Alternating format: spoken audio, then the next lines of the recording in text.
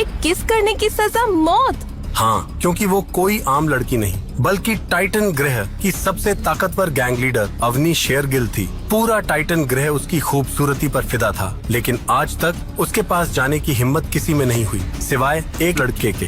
कौन था वो लड़का और क्या सच में उसे मार दिया गया? ऐसा सच में हुआ है या फिर ये कोई फिल्मी कहानी है? ये कहानी है एक 17 साल के लड़के वीर की, जो था अपनी मजबूरी और लाचारी का मारा। न चाहते हुए भी उसे जाना पड़ा धरती से कई मील दूर टाइटन पर, लेकिन वहाँ कदम रखते ही वीर कर बैठा एक ऐसी गलती जो बन गई उसकी जान की दुश्मन। अबे अंधा है क्या? दिखाई नहीं देता मैं शिकार करने के लिए लोमड़ी बनी हुई थी।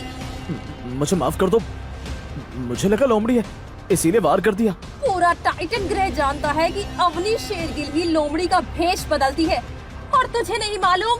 मैं टाइटन ग्रह पर आज ही आया हूँ, मुझे कैसे पता होगा? अच्छे से जानती हूँ तुम जैसे ठरकी लड़कों को बस बहाना चाहिए होता है लड़कियों को छूने का, उनके करीब आने का।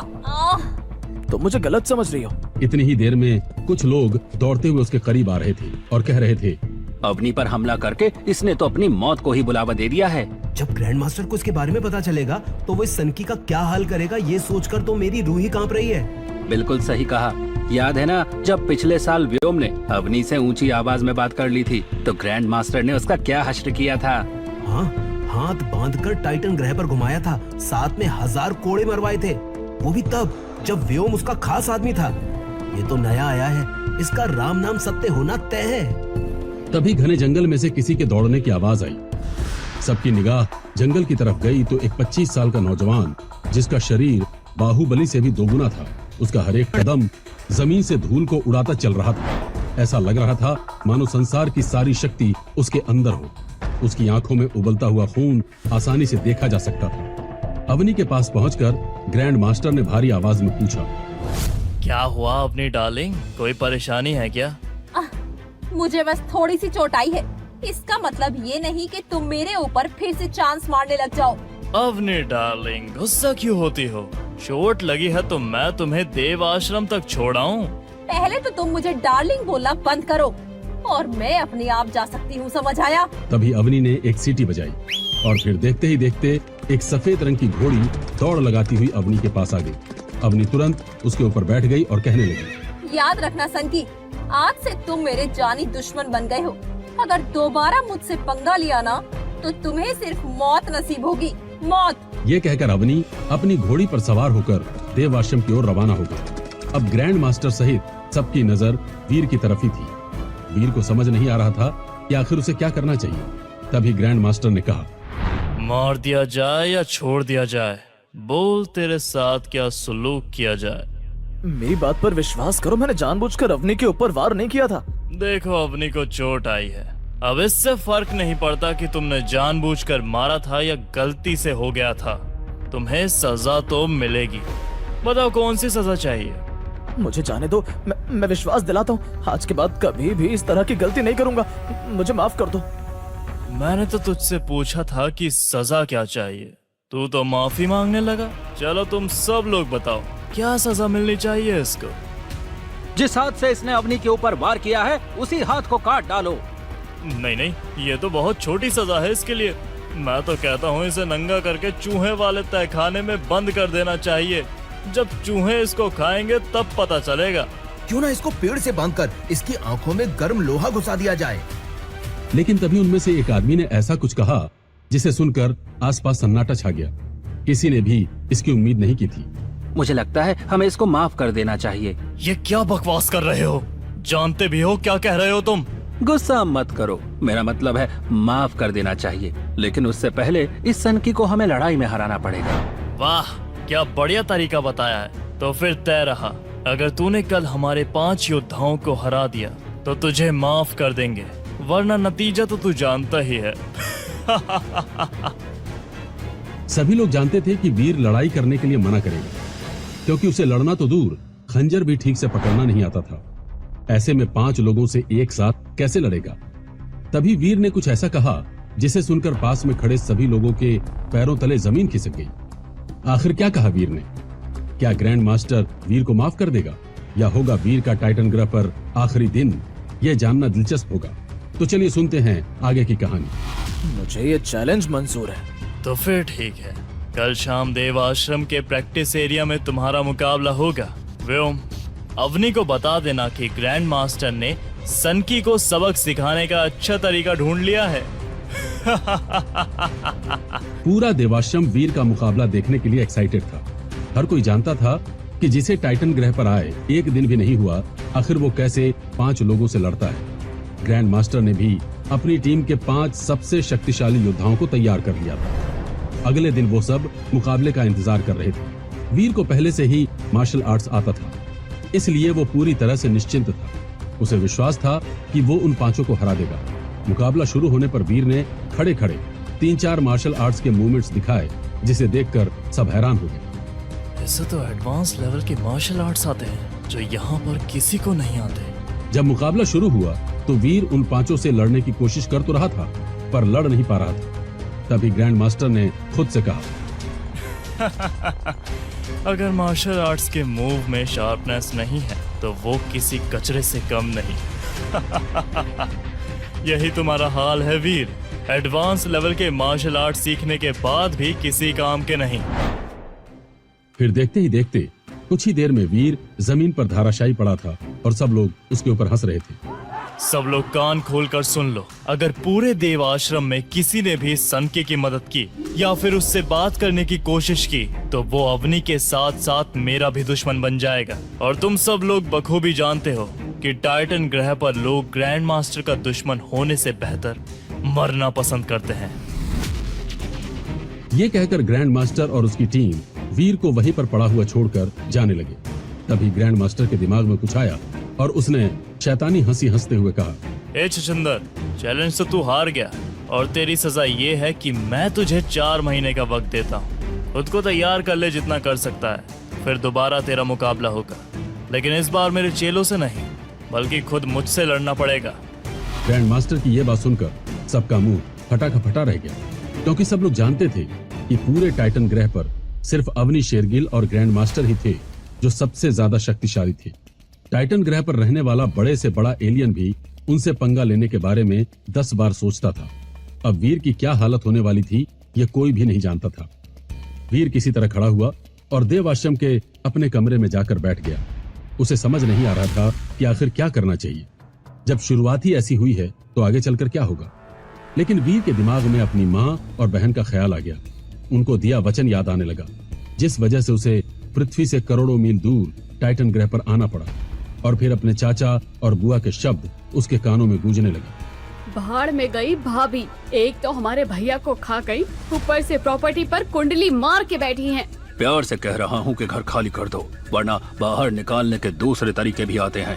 जुबान संभाल कर चाचा, आप रिश्ते में मेरे चाचा लगते हो इसीलिए कुछ नहीं कह रहा, वरना क्या? हाँ, क्या कर लेगा तू? चुपचाप इस घर से निकल जाओ या फिर हमारे हिस्से के 3 करोड़ रुपए दे दो। तो फिर ठीक है चाचा, मैं भी वादा करता हूँ 3 करोड़ रुपए लाकर तुम्हारे मुंह पर फेंक कर मारूंगा। लाओगे कहाँ से? चोरी करोगे या फिर डाका डालोगे? सिर्फ 6 महीने हैं तुम्हारे पास। मैं कुछ भी करूं लेकिन पैसे जरूर लेकर आऊंगा, ये वादा है वीर रहेजा का। वीर ने वादा तो कर दिया था, लेकिन उसे खुद नहीं पता था कि वो 3 करोड़ रुपए कहां से इकट्ठा करेगा। ऐसे में उसे डॉक्टर खुराना की याद आई, जो उसके पापा के बचपन के दोस्त थे और हमेशा वीर की मदद भी किया करते थे। इसलिए वीर सीधा डॉक्टर खुराना की लैब पहुंच गया। लेकिन पुत्र, मेरे पास इतने सारे पैसे नहीं है। खुराना अंकल, मैं बहुत ही उम्मीद से आपके पास आया हूँ। अगर आपने कुछ नहीं किया तो सब खत्म हो जाएगा। अगर ऐसी बात है तो एक रास्ता है वीर, तुम्हें पृथ्वी से करोड़ों मील दूर टाइटन ग्रह पर जाना होगा। वहाँ तुम आसानी से कुछ ही दिनों में करोड़ों रुपए कमा सकते हो। 3 करोड़ रुपयों के लिए टाइटन ग्रह तो क्या, मैं जहन्नुम में जाने के लिए भी तैयार हूँ। वो सब तो ठीक है वीर, लेकिन टाइटन ग्रह का एक राज भी है, जिसे अगर तुम जान जाओ तो शायद जाने से अभी मना कर दो। ऐसा कौन सा राज है अंकल? जब खुराना ने वीर को टाइटन ग्रह का राज बताया तो वीर के पैरों तले जमीन खिसक गई। वीर बेटा, टाइटन ग्रह पर कुछ इंसानों के साथ साथ खतरनाक एलियन भी रहते हैं, जिनका आधा शरीर इंसान का तो आधा शरीर जानवर का होता है, और उनको मारकर उनकी सोल लेने से तुम खुद को ताकतवर बना सकते हो या फिर उसे करोड़ों रुपए में बेच सकते हो। मैं जाने के लिए तैयार हूँ अंकल, बताइए मुझे क्या करना होगा। उसके बाद डॉक्टर खुराना वीर को एक टेलीबूथ के अंदर लेके आ गए और अपने लैपटॉप की मदद से टेलीबूथ को एक्टिवेट कर दिया। फिर देखते ही देखते पूरे टेलीबूथ के अंदर धुआं भर गया था और जब धुआं छटा तो वीर टाइटन ग्रह पहुंच चुका था। वीर देवाश्रम में अपने कमरे में बैठा अपने घर की बातें सोच ही रहा था कि तभी उसने खुद में ही एक फैसला लिया। बेटा वीर, याद रख तू यहाँ पर किस लिए आया है। तुझे 6 महीनों में 3 करोड़ इकट्ठे करने। अगर यहाँ इन लोगों से लड़ता झगड़ता रहा तो कभी भी अपना मकसद पूरा नहीं कर पाएगा। अब वक्त है पूरा ध्यान लगाकर एलियंस का शिकार करना और फिर उनकी एनर्जी बेचकर पैसे कमाना। वीर तुरंत ही अपना खंजर लेकर पूरी तैयारी के साथ फिर से जंगल में निकल गया। वो शिकार करने के लिए एलियंस ढूंढ ही रहा था, तभी उसको पीछे से एक आवाज सुनाई दी। अबे ओ सनकी, जंगल में कहाँ जा रहा है? जानता नहीं है कि वहाँ एलियंस रहते हैं? मैं शिकार करने के लिए जा रहा हूँ। पहले ये तो जान ले एलियंस कितने तरह के होते हैं। अगर गलती से ज्यादा ताकतवर एलियन पर हमला कर दिया तो अपनी जान से हाथ धो बैठेगा। ध्यान से सुनो, 4 तरह के एलियंस टाइटन ग्रह पर रहते हैं। आम alien, primary alien, mutant alien और सेक्रेड ब्लड एलियन। समझ आ गया? हाँ समझ गया। मतलब अब मुझे आम एलियन का शिकार करना पड़ेगा।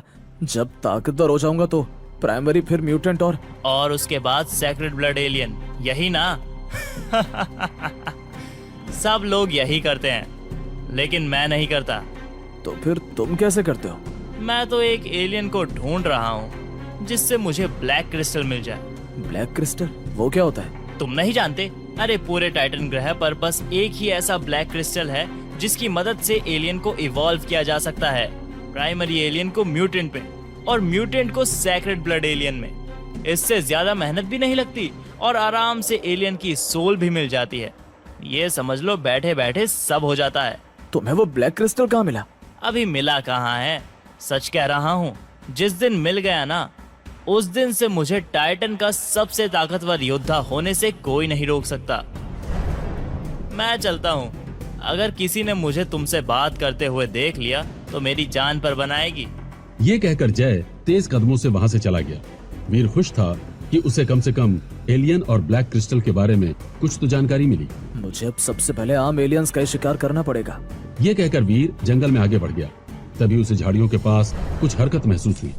वीर समझ चुका था कि जरूर कोई आम एलियन ही होगा। वीर एक पेड़ के पीछे छिपकर हमले के लिए तैयार हो चुका था। तभी वहाँ एक सुनहरे रंग का कछुआ निकला। वीर ने वक्त जाया न करते हुए तुरंत उस कछुए पर हमला कर दिया, लेकिन कछुआ वीर के वार से बच गया और फिर देखते ही देखते वो एक बड़े कछुए में बदल गया, जिसके बहुत बड़े दांत थे और बड़े बड़े पंजे थे। मुझे तो लगा था ये कोई आम एलियन होगा, लेकिन ये तो बहुत ही खतरनाक है। इसे मारना तो दूर, इसका सामना करना ही बहुत मुश्किल है। इतने में उस सुनहरे कछुए ने वीर के ऊपर हमला कर दिया। वीर जमीन पर गिर चुका था। कछुआ अपने पंजों से वीर की छाती पर वार कर रहा था। वीर को लग रहा था जैसे आज उसकी मौत तय है, लेकिन तभी वीर ने अपनी पूरी जान लगाई और किसी तरह कछुए को खुद से दूर कर दिया और जान बचाने के लिए घने जंगल की ओर दौड़ लगानी शुरू कर दी। उसके पीछे कछुआ भी भाग रहा था। वीर तुरंत एक पत्थर के पीछे जाकर छिप गया। जितना आसान मैंने सोचा था उतना आसान है नहीं। अब तो खुद मेरी जान पर बनाई है। वीर ने जब अपनी आंखें बंद की तो उसकी आंखों के सामने अपनी माँ और बहन का रोता हुआ चेहरा आ गया। उसने तुरंत अपनी आंखें खोल ली। अपने लिए ना सही, अपनी माँ और बहन के लिए मुझे लड़ना पड़ेगा।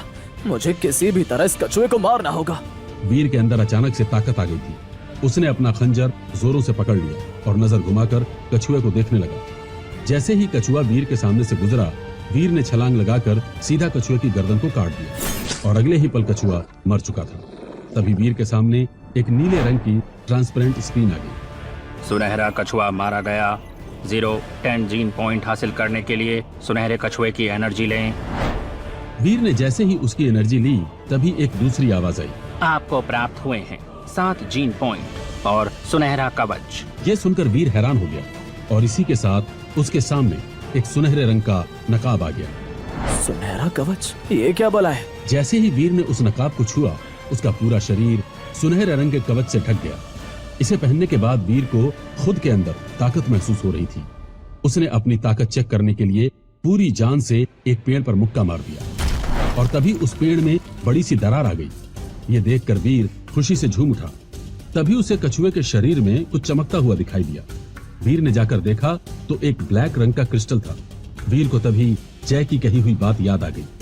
अगर ये वही ब्लैक क्रिस्टल हुआ जिसके बारे में जय बात कर रहा था तो समझो मेरी लॉटरी लग गई है। लगता है आज मेरी किस्मत बहुत अच्छी है। पहला शिकार भी कर लिया और ब्लैक क्रिस्टल भी मिल गया। वीर को यकीन नहीं हो रहा था कि ये क्रिस्टल सच में काम करता है या नहीं, इसलिए वीर ने एक बिल्ली को पकड़कर उसे वो क्रिस्टल खिला दिया और देखते ही देखते बिल्ली का रंग सफेद से हरा होने लगा और बिल्ली का आकार भी बढ़ गया। वीर ने तुरंत उसे मारकर वापस ब्लैक क्रिस्टल ले लिया और बिल्ली की एनर्जी से 2 जीन पॉइंट भी हासिल किए। आज का दिन वीर के लिए बहुत ही अच्छा साबित हो रहा था, लेकिन उसे ये नहीं मालूम था कि एक अनहोनी उसका इंतजार कर रही है, जो पल भर में उसके हंसते चेहरे पर उदासी लाने के लिए काफी है। जब वीर अपने देवाश्रम के कमरे में पहुंचा तो उसे टेबल पर एक लेटर रखा हुआ दिखाई दिया। वो लेटर डॉक्टर खुराना का था। वीर, तुम्हें जल्द से जल्द वापस पृथ्वी ग्रह पर आना होगा। मेरे पास तुम्हारे लिए 2 बुरी खबर है जिन्हें मैं यहाँ पर नहीं बता सकता, और याद रहे इस बारे में किसी को पता न चले।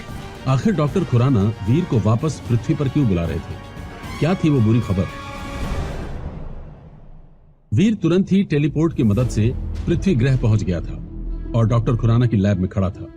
क्या बात है खुराना अंकल, आपने मुझे इतनी जल्दी यहाँ क्यों बुलाया और आप इतने परेशान क्यों दिख रहे हैं? वीर, जो बात मैं तुम्हें बताने जा रहा हूँ हो सकता है उसे सुनकर तुम्हें सदमा लगे, लेकिन ये जानना तुम्हारे लिए बहुत ही जरूरी है। खुराना अंकल, ऐसा बोलकर आप मुझे डरा रहे।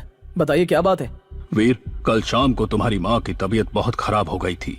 उन्हें अस्पताल में भर्ती कराया तो डॉक्टर ने बताया कि उन्हें एक बहुत ही रेयर बीमारी है, जिसके लिए उन्हें तुरंत ही सर्जरी करनी होगी और उसमें 1 करोड़ रुपए का खर्च आएगा।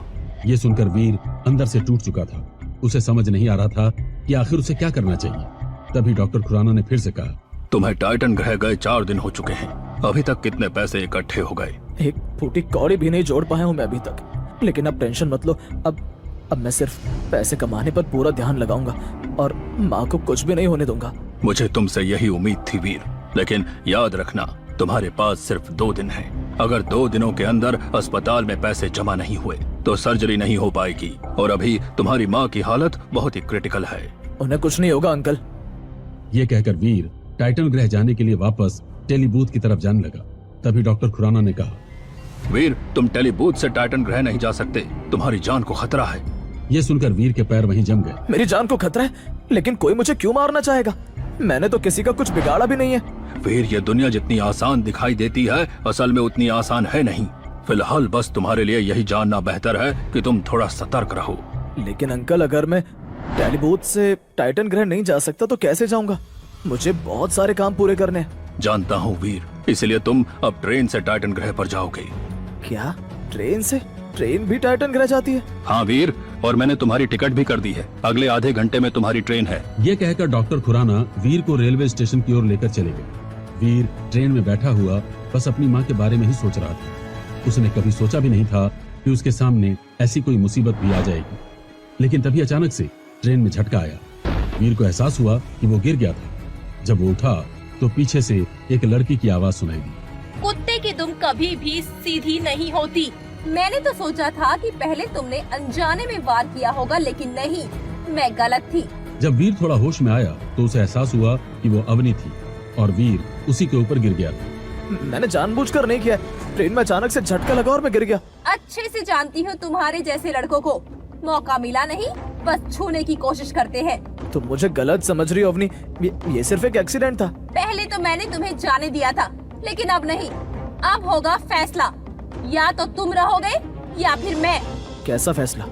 क्या चाहती हो तुम? ज्यादा कुछ नहीं, बस आज से 4 दिनों बाद हम दोनों लड़ाई करेंगे। अगर तुमने मुझे हरा दिया तो मैं तुम्हें माफ कर दूंगी और कभी कुछ नहीं करूंगी, और अगर मैं जीत गई तो तुम्हें वो करना पड़ेगा जो मैं कहूँगी। देखो अवनी, अब मैं किसी से भी लड़ाई नहीं करना चाहता। मैंने तुमसे पूछा नहीं है, तुम्हें बताया है कि 4 दिनों बाद हम लड़ाई करेंगे। पूरी तरह से तैयार होकर आना, क्योंकि मैं इस बार बिल्कुल भी रहम नहीं करूंगी। टाइटन ग्रह आ चुका था। अवनी ट्रेन से उतरकर चली गई और वीर भी सोच रहा था कि आखिर ये सब क्या हो रहा है मेरे साथ? समझ नहीं आ रहा क्या करूं। इधर ग्रैंड मास्टर और अवनी मेरी जान के पीछे पड़े और उधर मेरी माँ जिंदगी और मौत के बीच जूझ रही है। सर्जरी के लिए पैसे इकट्ठे करने, फिर चाचा को 3 करोड़ देकर घर भी वापस लेना है। इतना सब कुछ मैं कैसे करूंगा? वीर ने ठान लिया था कि अब चाहे उसे कुछ भी करना पड़ जाए वो पैसे इकट्ठे करके ही रहेगा। उसने जंगल में जाकर तुरंत सुनहरा नकाब निकाल लिया और देखते ही देखते उसके पूरे शरीर पर सुनहरा कवच आ चुका था। जहाँ पर आज तक कोई भी नहीं गया, मुझे वहाँ जाना ही पड़ेगा। अपनी जिंदगी की बाजी लगानी ही पड़ेगी और कोई रास्ता नहीं है मेरे पास। टाइटन ग्रह पर कुछ जगह ऐसी थीं जिन्हें रेड जोन एरिया कहा जाता था। बस कुछ ही लोग थे जो वहां तक जाकर शिकार करके आए थे। वीर ने वहीं जाने की ठान ली थी। वो फुर्तीले टिड्डों के इलाके में चला गया। फुर्तीले टिड्डे इतनी तेज होते थे कि कोई उनकी रफ्तार को अपनी नंगी आंखों से देख तक नहीं पाता था। लेकिन सुनहरे कवच के चलते वीर के अंदर भी काफी तेजी आ गई थी। अपने हाथ में खंजर लिए वीर बेतहाशा फुर्तीले टिड्डों को मार रहा था और कुछ ही देर में उसने सभी फुर्तीले टिड्डों का सफाया कर दिया। तभी वीर को एक आवाज सुनाई दी। तुम इंसान हो या भगवान के भेजे कोई फरिश्ते जिसने एक ही बार में सैकड़ों फुर्तीले टिड्डों का सफाया कर दिया? फरिश्ता तो नहीं हूँ, लेकिन हाँ, अगर कुछ ठान लेता हूँ तो उसे पूरा करके रहता हूँ। लेकिन तुम किसी फरिश्ते से कम भी नहीं हो। जानते हो ना, टाइटन ग्रह के सबसे बड़े योद्धा अवनी शेरगिल और ग्रैंड मास्टर भी अकेले यहाँ पर शिकार करने नहीं आ पाते, लेकिन तुमने अकेले ही यहाँ का सफाया कर दिया है। देखो, मेरे पास ज्यादा वक्त नहीं है। तुम्हें मुझसे क्या काम है ये बताओ। तुम अकेले इतने सारे फुर्तीले टिड्डों का क्या करोगे? एक काम करो, ये सारे टिड्डे मुझे बेच दो। वीर को ये डील किसी अली बाबा के खजाने से कम नहीं लग रही थी, और वैसे भी इतने सारे टिड्डों को वो कैसे लेकर जाता? अगर वो इन्हें यहीं पर बेच देगा तो आगे और शिकार के लिए जा सकता है। ठीक है, मैं तुम्हें 20,000 में एक टिड्डा बेच दूंगा। ये कहकर वीर टिड्डों को गिनने लगा। तभी जय ने कहा, अगर इतने सारे टिड्डों को गिनने लगे तो शाम हो जाएगी। एक काम करो, तुम 1 करोड़ में मुझे ये सारे टिड्डे बेच दो। ठीक है। वीर ने तुरंत ही जय के साथ सौदा कर लिया था। जय ने भी पैसों से भरा एक थैला वीर को देते हुए कहा, ये लो पूरे 1 करोड़ रुपए और 50 लाख मेरी तरफ से एक्स्ट्रा। अगर कभी भी तुम अच्छा शिकार करते हो तो सिर्फ मुझे बेचना। ठीक है, तो ये डील रही। ये कहकर वीर जाने लगा। तभी जय ने कहा, अरे जनाब, जाते जाते कम से कम अपना नाम ही बता दो। डॉलर। तुम मुझे डॉलर बुला सकते हो। ये कहकर वीर वहां से दूसरा शिकार करने के लिए चला गया। बड़ी मशक्कत के बाद वीर ने एक तांबे के सिंग वाले गैंडे को पकड़ा था और अब वो उसे ब्लैक क्रिस्टल खिलाकर सैक्रेड ब्लड एलियन में बदलना चाहता था। इसलिए वो गैंडे को अपने साथ लेकर देवाश्रम आ रहा था। उसे तभी व्योम बाहर खड़ा हुआ दिखाई दिया। चलो अच्छा है, कम से कम पहला शिकार किया तो सही, वरना टाइटन ग्रह पर रिकॉर्ड बन जाता कि एक लड़का आया था जो मच्छर तक नहीं मार पाया। वीर का तो मन कर रहा था कि वो व्योम को बता दे कि उसने फुर्तीले टिड्डे मारे। उसके पास ब्लैक क्रिस्टल है जो किसी भी एलियन को इवॉल्व कर सकता है। उसके पास सुनहरा कवच है। लेकिन वीर ने कुछ नहीं कहा। वीर व्योम को नजरअंदाज करके जाने की कोशिश कर रहा था, लेकिन व्योम को ये बात पची नहीं और उसने वीर से गुस्से में कहा, तेरी हिम्मत कैसे हुई मुझे नजरअंदाज करके जाने की? पहले दिन की मार भूल गया है क्या? देखो व्योम, मैं कोई झगड़ा नहीं करना चाहता, इसीलिए मुझे जाने दो। हाँ हाँ झगड़ा नहीं करना चाहता? तेरे जैसे छछुंदर को तो मैं एक बार में मसल के रख दूं, समझा? वीर ने इस बार भी व्योम की किसी बात पर ध्यान नहीं दिया और फिर से जाने लगा। तभी इस बार पानी सर से ऊपर निकल चुका था। व्योम ने तुरंत ही अपनी तलवार निकाली और गुस्से में वीर के ऊपर वार कर दिया। वीर ने अपने बचाव के लिए सिर्फ अपना हाथ आगे किया था, लेकिन एक तेज रोशनी के साथ व्योम की तलवार 2 हिस्सों में टूट गई। व्योम कुछ समझ पाता इससे पहले ही वीर गैंडे को लेकर अपने कमरे में चला गया था। मेरे बिना कुछ किए ही व्योम की तलवार के 2 हिस्से हो गए। इसका मतलब है मेरी ताकत सच में बढ़ रही है, और अच्छा हुआ किसी ने मुझे देखा नहीं। ये बात यहाँ छिपी रहे तो ही बेहतर है। वीर अपनी ताकत के बारे में देव आश्रम में कुछ नहीं बताना चाहता था, और वो ये भी जानता था कि व्योम इस बारे में किसी से कुछ नहीं कहेगा। अगर कहा तो उसी का मजाक बनाया जाएगा। इसके बाद वीर ने सबसे पहले अपनी माँ के इलाज के लिए 1 करोड़ रुपए डॉक्टर खुराना को भिजवा दिए, और फिर तांबे के सिंग वाले गैंडे को एक पिंजरे में बंद कर दिया और उसे ब्लैक क्रिस्टल खिला दिया। अब ये देखना होगा कि ये गैंडा सैक्रेड ब्लड एलियन में बदलने में कितना वक्त लेता है। अगर ये जल्दी बदल गया तो मेरी लॉटरी लग जाएगी। इधर वीर अपने कमरे में बैठा था, वहीं दूसरी ओर जय ने डॉलर के बारे में पूरे देवाश्रम में बता दिया था। हर कोई ये जानना चाहता था कि आखिर ये डॉलर है कौन, कहां से आया है, और अगर वो इतना ही ताकतवर है तो किसी ने उसे अभी तक क्यों नहीं देखा, वो रहता कहां पर है। इस तरह के सवाल देव आश्रम में हर दूसरे व्यक्ति की जुबान पर आ चुके थे। जय, मुझे सच सच बताओ, आखिर ये डॉलर कौन है? और तुम इसे कैसे जानते हो? अवनी, मैं सच कह रहा हूँ। आज लौटते वक्त फुर्तीले टिड्ढों के इलाके में मैं उससे पहली बार मिला था। उसने अकेले ही सैकड़ों टिड्ढों को मार गिराया था। क्या कहा? सैकड़ों टिड्डों को अकेले ही? लेकिन आज तक कोई भी 5 टिड्डों से ऊपर कभी मार नहीं पाया। इसलिए मैं उसे देखकर हैरान हो गया था। मैंने उसे उन टिड्ढों का सौदा कर लिया था। वो दिखता कैसा था? उसका पूरा शरीर सुनहरे रंग के कवच से ढका हुआ था और उसके हाथ में एक मामूली सा खंजर था। एक मामूली खंजर से कोई कैसे टिड्डों का सफाया कर सकता है? जरूर उसके अंदर कोई स्पेशल शक्तियाँ होंगी। बिल्कुल ठीक कहा अवनी। उसको देखकर ही कोई बता सकता था कि वो कितना बड़ा योद्धा होगा। तो फिर ठीक है जय, तुम मेरी मुलाकात डॉलर से करवा रहे हो। लेकिन अवनी, मैं बस उससे एक बार ही मिला हूँ। मैं तो ये तक नहीं जानता कि वो रहता कहाँ है, दिखता कैसा है। मैं कुछ नहीं जानती जय। अगर तुमने मुझे डॉलर से नहीं मिलवाया तो याद रखना, तुम्हारी मौत तय है। आखिर अवनी डॉलर से क्यों मिलना चाहती थी? क्या अवनी डॉलर से मिल पाएगी या वो चलेगी अपनी कोई चाल? जय को समझ नहीं आ रहा था कि आखिर वो डॉलर को कैसे ढूंढे। अगर किसी तरह ढूंढ भी लेगा तो उसे अवनी से मिलवाने के लिए किस तरह मनाए। यही सोचता हुआ जय अपने कमरे में आया तो उसे दरवाजे पर एक थैला पड़ा हुआ मिला। जय ने थैला देखा तो उसके अंदर एक शीशी थी जिसमें हरे रंग का पदार्थ सा था और साथ में एक लेटर भी था। जय ने कमरे में जाकर लेटर पढ़ना शुरू कर दिया। मैं तुम्हें एक प्राइमरी एलियन की एनर्जी भेज रहा हूँ। तो ये हुआ हिसाब बराबर उन 50 लाख रुपयों का जो तुमने मुझे एडवांस दिए थे। मेरे पास तुम्हारे लिए इससे भी अच्छी चीज है। अगर लेना चाहते हो तो कल शाम 5 बजे 2 करोड़ लेकर पश्चिमी पहाड़ी पर आ जाना। और याद रहे, किसी को अपने साथ मत लाना, वरना मैं तुम्हारे साथ डील नहीं करूंगा। जय को यकीन नहीं हो रहा था कि डॉलर ने जय से कांटेक्ट किया है। उसे अगले दिन का इंतजार नहीं हो रहा था। वो सोच रहा था कि अगर अभी प्राइमरी एलियन की एनर्जी दी है तो जरूर अब उसके पास म्यूटेंट या सैक्रेड ब्लड एलियन की एनर्जी होगी। इसलिए वो अगले दिन वक्त से पहले ही पश्चिमी पहाड़ी पर पहुंच चुका था। थोड़ी देर इंतजार करने के बाद जब जय को कोई नहीं दिखाई दिया तो वो वापस जाने लगा। तभी उसे पीछे से आवाज आई। कहाँ जा रहे हो जय? डील नहीं करनी क्या? क्या यार डॉलर, मुझे लगा तुम आओगे ही नहीं। डॉलर जो एक बार बोल देता है वो जरूर करता है। वैसे मैं तुमसे पहले आ गया था, बस छिपकर देख रहा था कि कहीं तुम किसी और को अपने साथ तो नहीं ला रहे। डॉलर की ये बात सुनकर जय उससे और भी इम्प्रेस हो गया। सच में कमाल के आदमी हो तुम डॉलर। वो सब छोड़ो, तुम ये बताओ पैसे लेकर आए हो? बिल्कुल लेकर आया हूँ। ये कहकर जय ने डॉलर को पैसों से भरा बैग दे दिया और वीर ने भी अपने बैग से एक नीले रंग की शीशी निकालकर दे दी। म्यूटेंट एलियन की एनर्जी, सच में तुम कमाल के आदमी हो डॉलर। मुझे तो लगता है भगवान ने तुम्हें मेरे लिए ही भेजा है। वीर पैसे लेकर जा ही रहा था, तभी जय ने कहा, डॉलर तुम्हें एक बात बतानी थी। जल्दी बोलो, मेरे पास वक्त नहीं है। हमारे देवाश्रम की बड़ी योद्धा अवनी शेरगिल तुमसे मिलना चाहती है। उसे कह देना कि डॉलर किसी से नहीं मिलता। तभी वीर तेजी से दौड़ता हुआ चला गया। जय ने भी ये बात जाकर अवनी को बता दी। उस डॉलर के बच्चे की इतनी मजाल कि अवनी से मिलने के लिए मना कर दिया। मैंने पूरी कोशिश की थी अवनी, लेकिन वो मना करके सीधा चला गया। तुम मुझे बस ये बताओ जय कि डॉलर तुम्हें कहाँ कहाँ मिला था? अभी तक मैं जितनी भी बार उससे मिला हूँ, या तो वो जगह खतरनाक होती है या फिर वहाँ से खतरनाक जगह की तरफ निकल जाते हैं। इसका मतलब है उसे खतरों से खेलने में मजा आता है।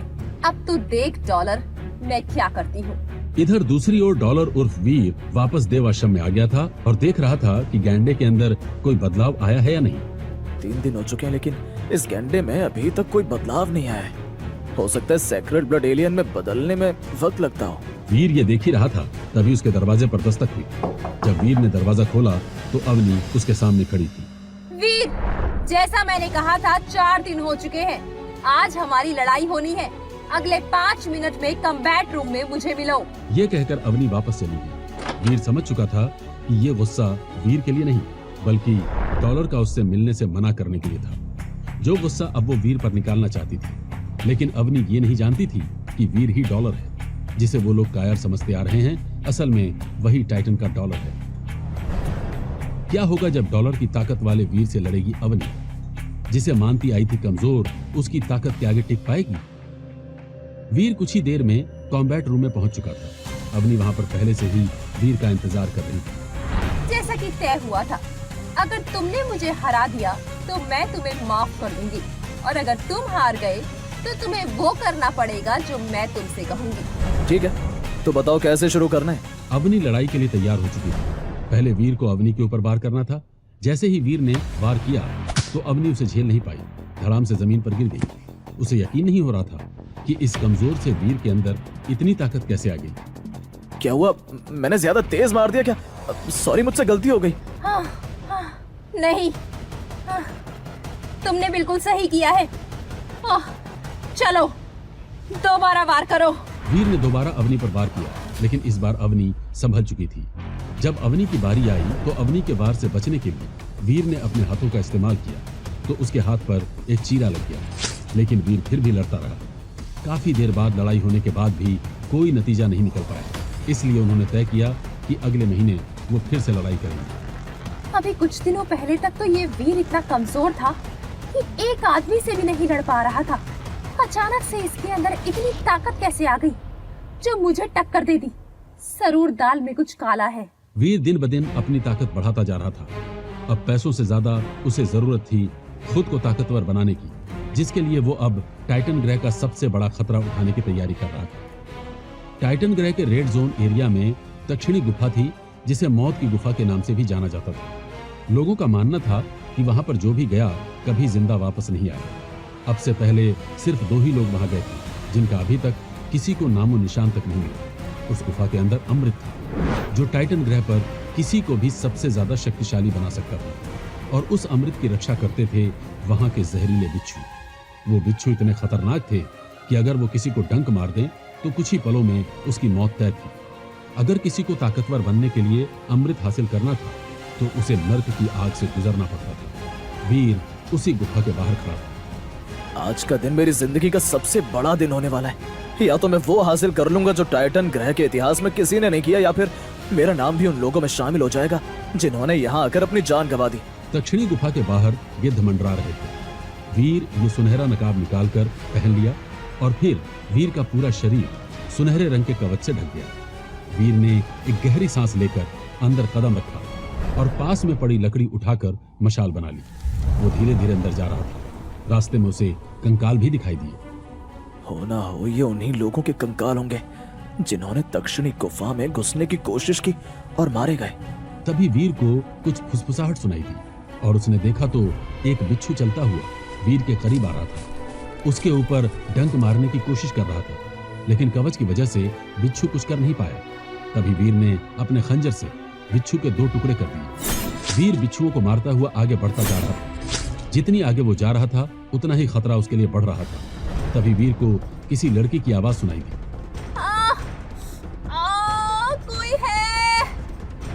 कोई है यहाँ पर? मुझे जहरीले बिच्छू ने काटा है, मैं चल नहीं पा रही हूँ। जब वीर ने देखा कि वो अवनी है, वीर वहाँ से वापस जाने लगा। तभी अवनी ने कहा, प्लीज मेरी मदद कर दो। अगर तुमने कुछ नहीं किया तो मैं मर जाऊंगी। देखो मैं तुम्हारी कोई मदद नहीं कर सकता, मुझे अभी बहुत काम है। डॉलर, अगर तुमने मेरी मदद कर दी तो जो तुम कहोगे वो मैं करने को तैयार हूँ। जितने पैसे कहोगे उतने पैसे दे दूंगी, बस मुझे यहाँ से बाहर निकाल दो। अपना दूसरा नाम सुनकर वीर के पैर अचानक वहीं रुक गए। तुम्हें कैसे पता कि मेरा नाम डॉलर है? मैं तो क्या, पूरा देव आश्रम तुम्हारे बारे में जानता है। तुम्हारी ताकत के चर्चे टाइटन ग्रह पर फैले हुए हैं। तभी वीर को अचानक से कुछ याद आया। तुम यहाँ पर कैसे पहुँची? जानती नहीं यहाँ से कोई भी जिंदा वापस नहीं गया, और बिच्छू के काटने के बाद भी तुम अभी तक जिंदा कैसे हो? मैं पिछले 8 सालों से टाइटन ग्रह पर हूँ और सबसे ताकतवर योद्धाओं में मेरा नाम आता है, तो लाजमी है मेरे पास ऐसी शक्तियाँ होंगी जिनसे मैं बिच्छू के जहर पर काबू पा सकती हूँ। अब तुम ये बताओ, मेरी मदद करोगे या फिर मुझे ऐसे ही मरते हुए छोड़कर चले जाओगे? वीर ने कुछ देर सोचने के बाद कहा, अगर ऐसा है तो तुम्हारी मदद करने के लिए तैयार हूँ मैं, लेकिन मुझे पैसों के साथ साथ सेक्रेट ब्लड एलियन की डेविल सोल भी चाहिए। ठीक है, मैं देने के लिए तैयार हूँ।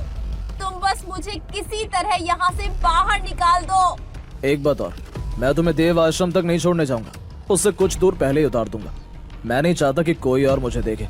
अगर मंजूर है तो बोलो। मुझे मंजूर है। वीर ने अवनी को सहारा देकर उठाया और अपनी पीठ पर बिठा लिया और दक्षिणी गुफा से बाहर निकलने लगा। अवनी डॉलर से मिलने की अपनी चाल में सफल तो हो गई थी, लेकिन अभी भी उसका सबसे जरूरी काम बाकी था, जिसके लिए वो डॉलर से मिलने के लिए बेताब थी। थोड़ी देर इधर उधर की बात करने के बाद अवनी ने वीर से कहा, तुम ताकतवर तो हो, तुम्हारी टेक्निक भी अच्छी है, बस तुम्हें जरूरत है तो एक अच्छे से ग्रुप में जुड़ने की, जिसकी मदद से तुम हर वो मुकाम हासिल कर पाओ जो तुम्हारे जैसे योद्धा को करना चाहिए। देखो अवनी, मुझे अकेले शिकार करना पसंद है। मैं किसी के साथ भी मिलना नहीं चाहता। तुम नहीं जानते डॉलर, तुम्हें ये मौका मेरे ग्रुप बॉन्जाई में जुड़कर मिल सकता है। हमारा ग्रुप टाइटन का सबसे ताकतवर ग्रुप बन जाएगा। हम आसानी से सेक्रेट ब्लड एलियन का शिकार कर सकते हैं। अवनी, मैंने कहा ना कि मैं किसी के साथ नहीं जुड़ना चाहता। ठीक है, लेकिन ये बात याद रखना कि ऐसे मौके बार बार नहीं आते। तुम बहुत बड़ी गलती कर रहे हो।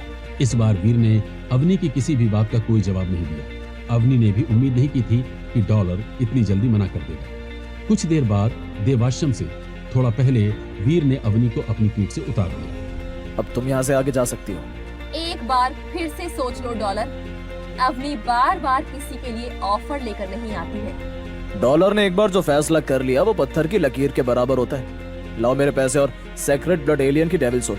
मुझे अपना बाकी काम पूरा करने के लिए जाना है। अवनी ने मुंह बनाते हुए वीर को पैसों से भरा हुआ थैला दे दिया और एक शीशी जिसके अंदर लाल रंग का पदार्थ भरा हुआ था वो भी। सामान लेकर वीर पहाड़ी की तरफ निकल गया था और अब अंधेरा ही होने वाला था, इसलिए वीर ने वापस दक्षिणी गुफा जाने का इरादा छोड़ दिया। अब इस पहाड़ी तक आ ही गया हूँ तो कम से कम एक शिकार कर ही लेता हूँ और इसी बहाने अवनी का दिया हुआ डेविल सोल भी ताकत देख लूंगा। अवनी पर भरोसा नहीं किया जा सकता। वीर जंगल में पहुंच चुका था और अब उसके सामने एक ऐसा एलियन था जिसका सामना वीर ने इससे पहले कभी नहीं किया था। उसका सर बैल का, आधा हिस्सा इंसान का और नीचे का हिस्सा घोड़े का था।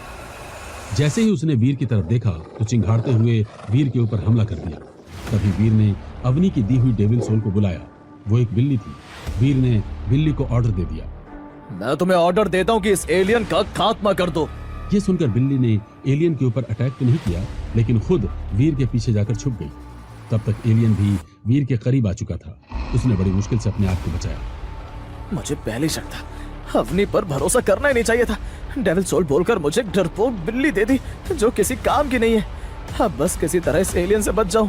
वीर ने तुरंत अपना खंजर निकाल लिया था और वो एलियन भी अपने मुंह से आग उगलता हुआ वीर की तरफ बढ़ता चला रहा था। उसकी रफ्तार इतनी तेज थी कि वीर कुछ करता इससे पहले ही वो वीर को पछाड़कर आगे जा चुका होता था। वीर ने भी एक एक करके अपने सारे तरीके आजमा लिए थे, लेकिन कोई भी काम नहीं कर पा रहा था। कहाँ मुश्किल में फंस गया इस अवनी के चक्कर में। मैं भी कसम खाता हूँ इस अवनी की बच्ची को बिल्कुल भी नहीं छोड़ूंगा। एलियन के वार से वीर घायल हो चुका था। अगर अब उसे अपनी जान बचानी थी तो किसी तरह उस एलियन को मारना था, वरना उसके अलावा कोई दूसरा रास्ता नहीं था। वीर ने अपने हाथ में खंजर को मजबूती से पकड़ लिया था और अपने आखिरी वार के लिए तैयार हो चुका था। जैसे ही एलियन वीर के पास पहुंचा तो वीर ने तुरंत एक ऊंची छलांग लगाकर वो खंजर सीधा एलियन की आंख में घुसा दिया और एलियन की पीठ पर जाकर बैठ गया। एलियन कुछ देख नहीं पा रहा था और इसी का फायदा उठाते हुए वीर ने खंजर उसकी गर्दन में घुसा दिया।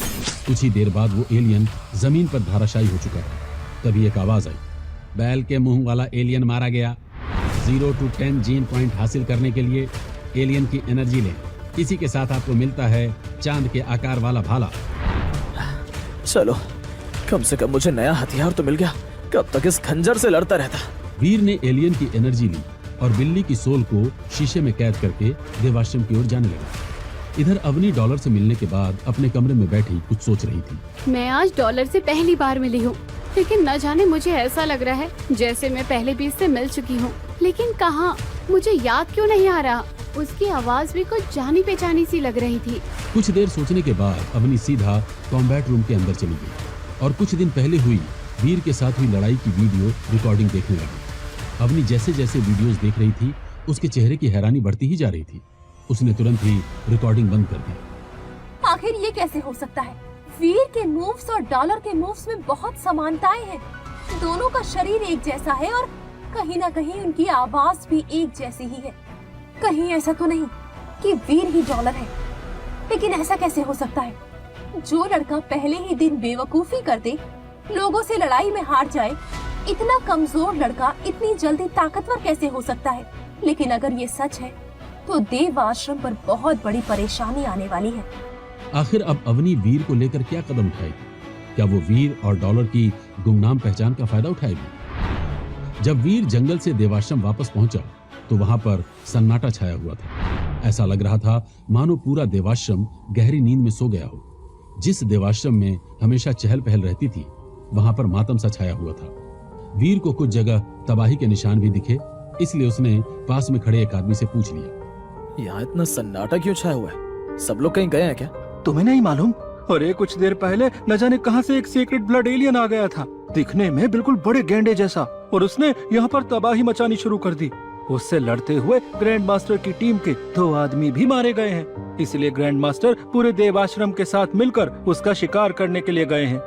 ये सुनकर वीर के पैरों तले जमीन खिसक गई। उसे याद आया कि उसने एक तांबे के सिंग वाले गैंडे को ब्लैक क्रिस्टल खिलाकर सैक्रेड ब्लड एलियन बनने के लिए छोड़ा था। वीर तुरंत ही अपने कमरे में चला गया और अंदर का मंजर देखकर उसकी आंखें फटी की फटी रह गई। पिंजरा टूटा हुआ था।